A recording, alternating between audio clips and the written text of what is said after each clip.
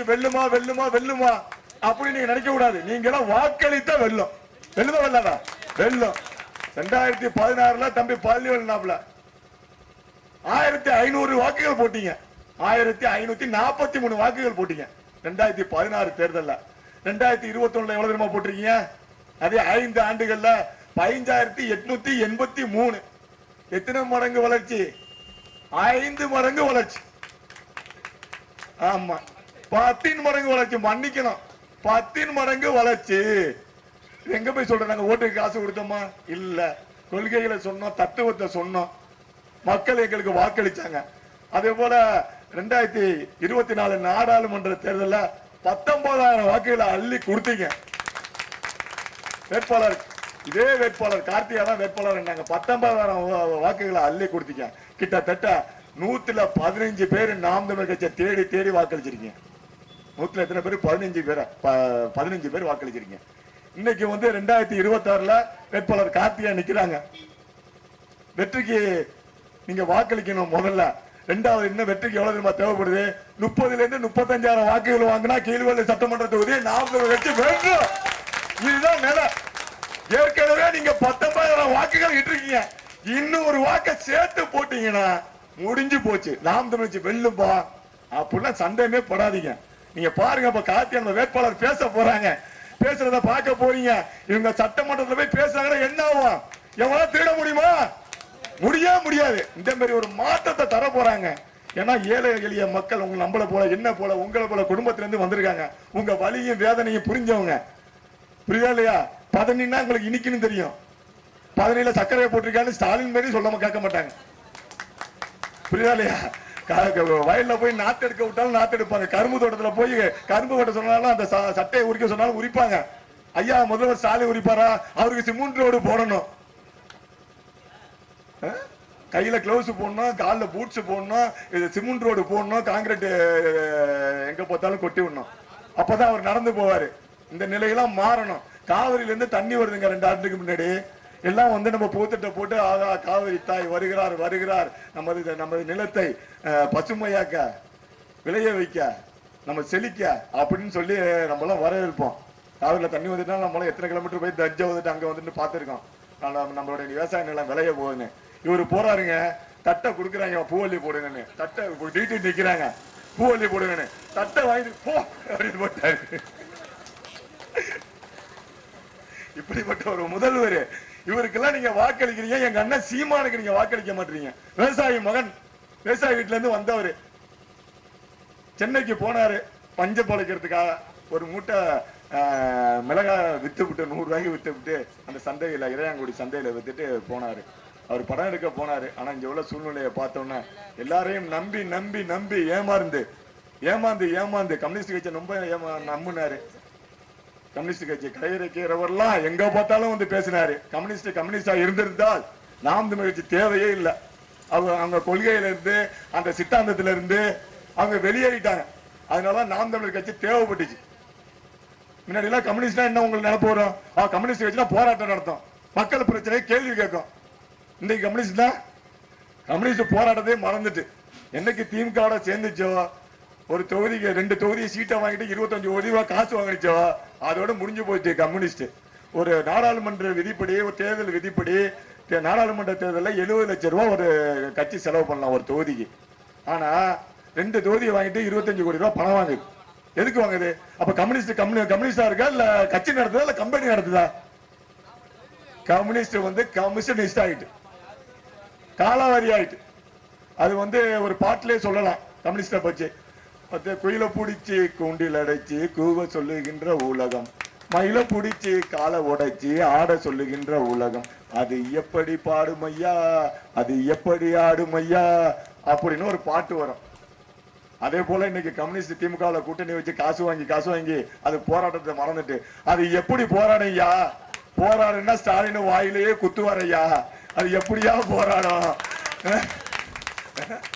வேணா இன்னும் காசுக்காக இன்னும் கொஞ்சம் கூட்டி கொடுன்னு வேணா போராடும். நீங்க பாருங்க, முன்னாடி எல்லாம் கம்யூனிஸ்ட்னா உண்டியல் எடுத்துட்டு எங்க பார்த்தாலும் சுத்துவாங்க, கொள்கையோட துண்டறிக்கையோட. இப்ப யாராவது அங்க சுத்துறாங்களா? எல்லாம் திமுக யாரங்களோட விதவிதமா கார் வச்சிருக்காங்க, கார் வச்சுட்டு போயிட்டு இருக்காங்க. இந்த நிலையெல்லாம் மாறணும். இந்த நிலையெல்லாம் மாறணும், மாத்தணும். நம்மளாலதான் முடியும். 234 தொகுதியிலும் வேட்பாளரை இதே போல கீழ்வள்ளூர் தொகுதி வேட்பாளர் போல தகுதியான தரமான வேட்பாளர்களை எங்க அண்ணன் சீமான் எடுத்திருக்காங்க. உங்களுக்கு என்ன தயக்கம் நாம் தமிழர் கட்சிக்கு வாக்களிக்கிறதுக்கு சொல்லுங்க. நீங்க எல்லாம் இப்படி நினைச்சுதான் நம்ம தோல்வியை தழுவிட்டு இருக்கோம். வெற்றிக்கு பக்கத்துல வந்துட்டோம். இந்த முறை தோல்வியை எங்களுக்கு கொடுத்துடாதீங்க. நம்மளுடைய வழி அறிந்தவர்கள் நம்மளோட வழிகளை பாருங்க. அன்னைக்கு நாங்க 4 நாளா இங்க இருக்கோம். எந்தெந்த ஊர்ல என்னென்ன பிரச்சனை இருக்கு எல்லாத்தையும் தெரிஞ்சு வச்சிருக்காங்க. அவங்க பேசுறவங்கள சொல்லுவாங்க. அப்படிப்பட்ட வேட்பாளர். அதனால நீங்க நம்பி வாக்களிக்கலாம். அவங்க மற்ற வேட்பாளர் பெரிய கரெக்ஷன் கமிஷனுக்கு ஆசையப்பட மாட்டாங்க.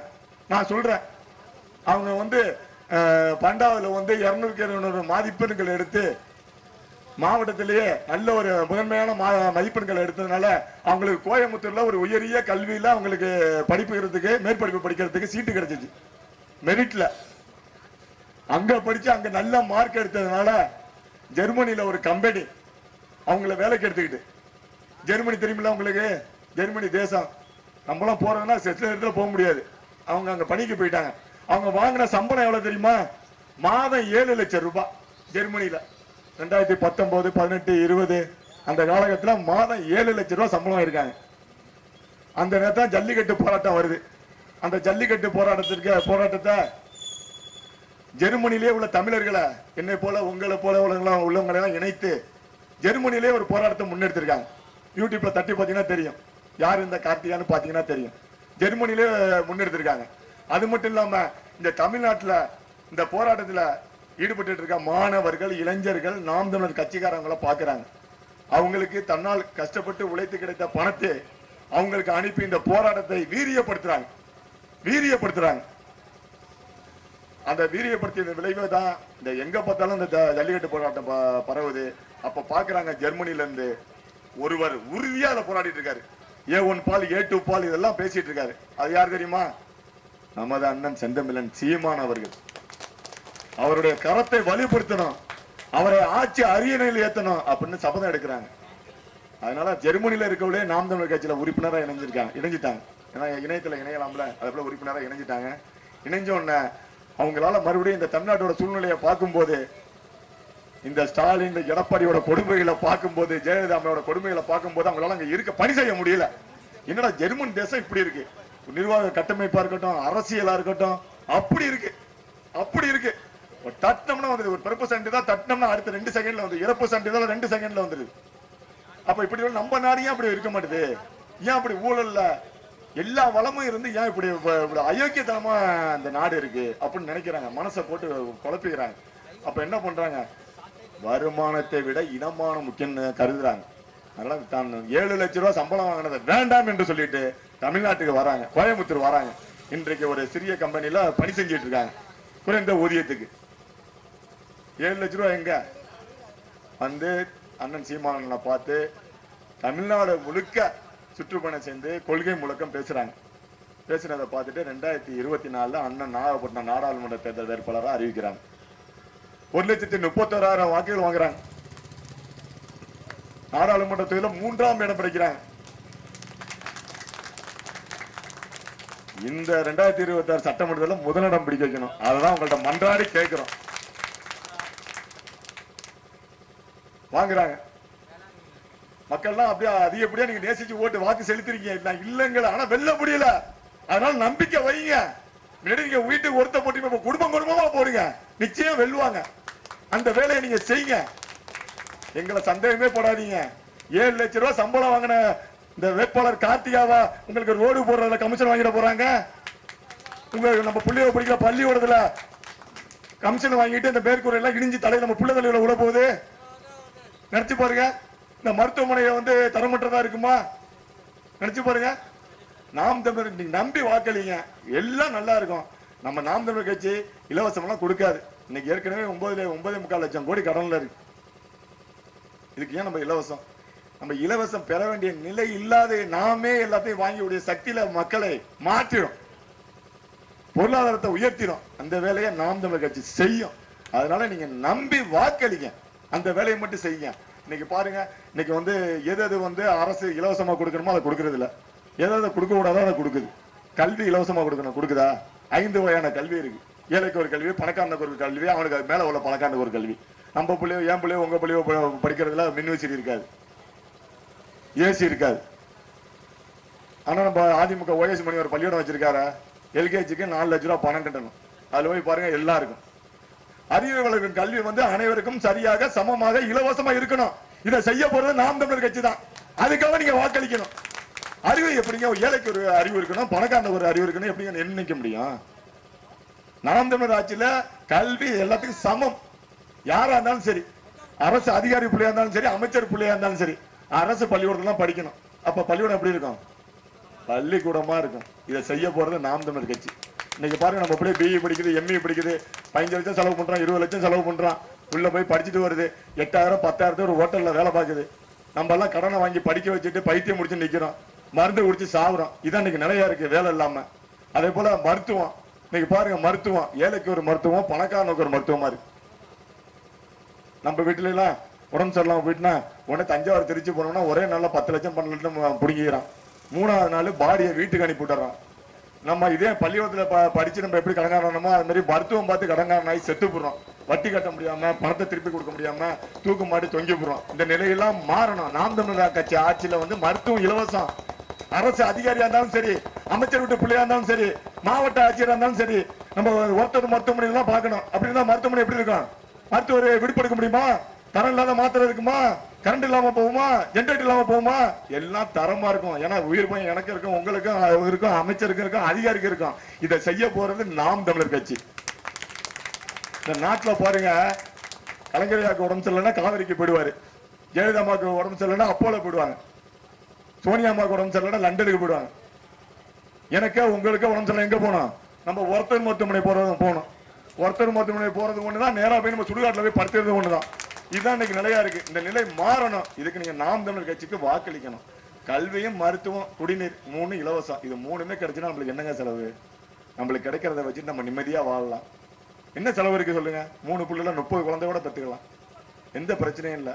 சுகர் வராது, பிரஷர் வராது, கடன் தொந்தரவு இருக்காது. மனசு நல்லா மகிழ்ச்சியா இருக்கும்.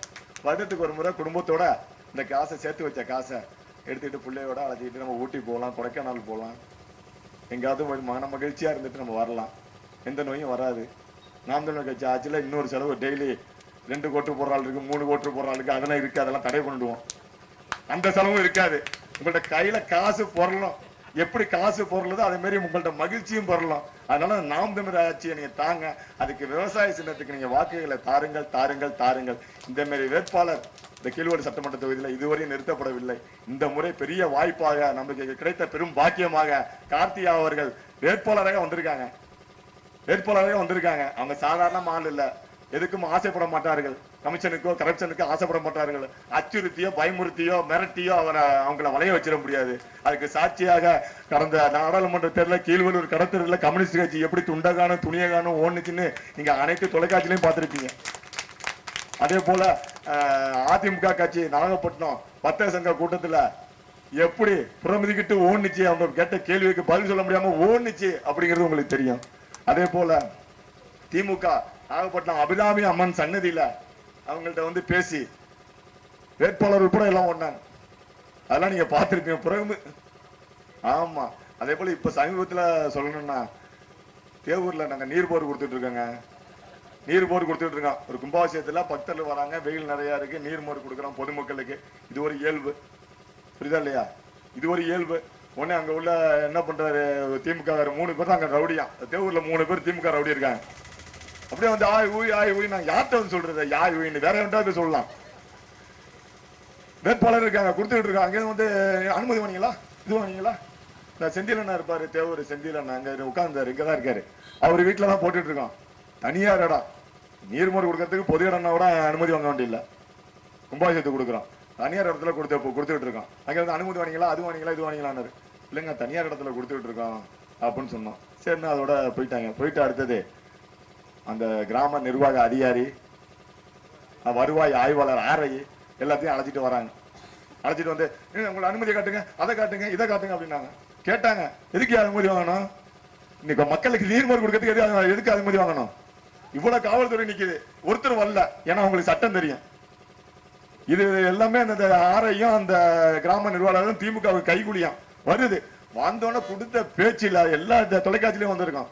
ஓடிட்டாங்க அண்ணா அண்ணா ஓடுறாங்க. இந்த பக்கம் ஆரை ஓடுறாரு, இந்த பக்கம் கிராம நிர்வாகம் திமுக மூணு ரவுடியும் 3 திசையில ஓடுறான். பெரிய கொடுமை. இதே மாதிரி வேட்பாளர் உங்களுக்கு கிடைக்காது. இது அவங்களுக்கு கிடைத்த பாக்கியம். அவர்களை வெல்ல வைப்பது ஒன்றே நமக்கு பெரும் வழி. அனைத்து துன்ப போட்டுகளுக்கும் ஆட்சி அதிகாரம் தான் என்கின்றார் அண்ணல் அம்பேத்கர் அவர்கள். அந்த அதிகாரத்தை பெற்றுவிட்டோம் என்றால் நம்மளுடைய வழிகள் எல்லாம் பறந்து போகும், பஞ்சாக பறந்து போகும். அதனால் இந்த அதிகாரத்துக்கு எங்களுக்கு விவசாய சின்னத்துக்கு வாக்களித்து வலிமை கொடுங்க. கீழ்வா சட்டமன்றத்தை வெல்வோம் வெல்வோம் வெல்வோம் வெல்வோம் என்று சொல்லி வாய்ப்புக்கு நன்றி கூறி விடைபெறுகிறேன். நன்றி, வணக்கம்.